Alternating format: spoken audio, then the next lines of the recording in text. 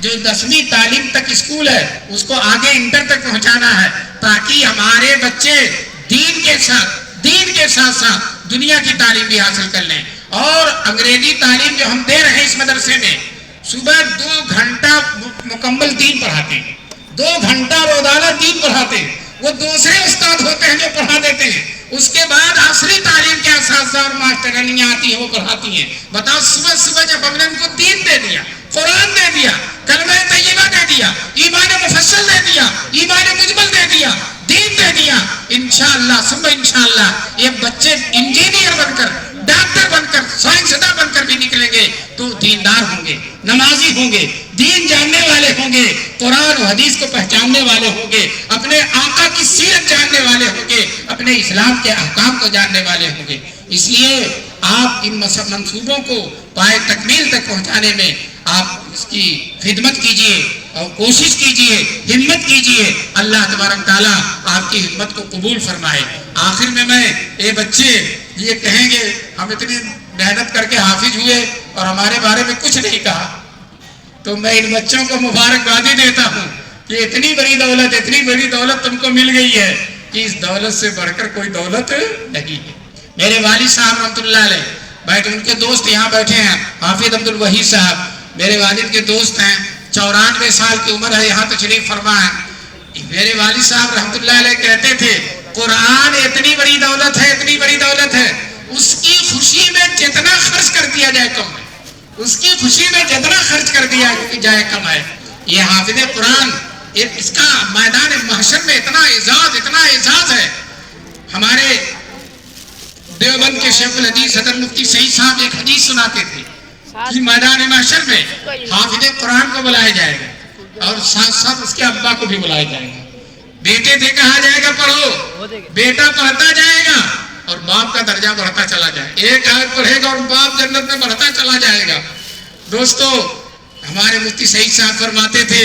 کہ ڈنڈا کھایا بیٹے نے اور درجہ بڑھ رہا باپ کا،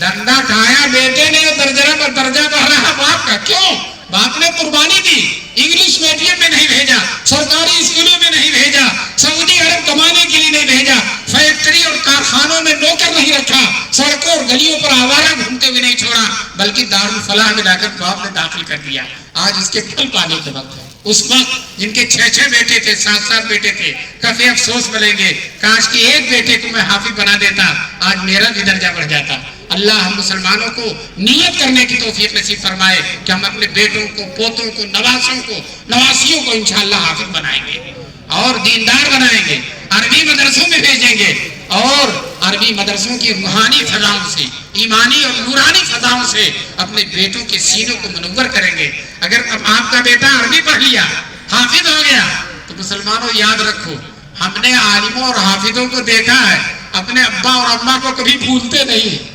نماز کے بعد آئے اللہ میرے ابا اور اماں کی مغفرت فرما، بقرعید آتی، ابا کے لیے الگ قربانی، اماں کے لیے الگ بکرا،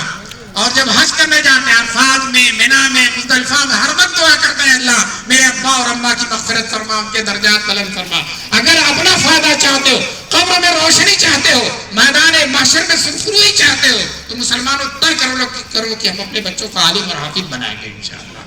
اور بہت سے لوگ ڈرتے ہیں مولوی اور حافظ بن جائے گا، 12,000 تنخواہ ہوگی، کام کیسے چلے گا؟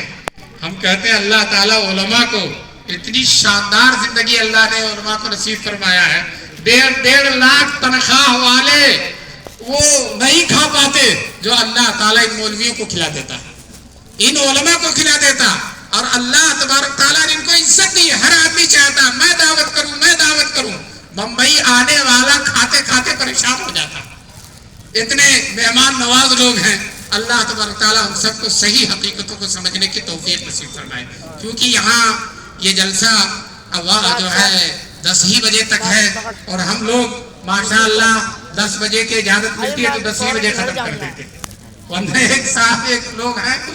10 بجے کی اجازت ملتی ہے 2 بجے ختم کرتے ہیں،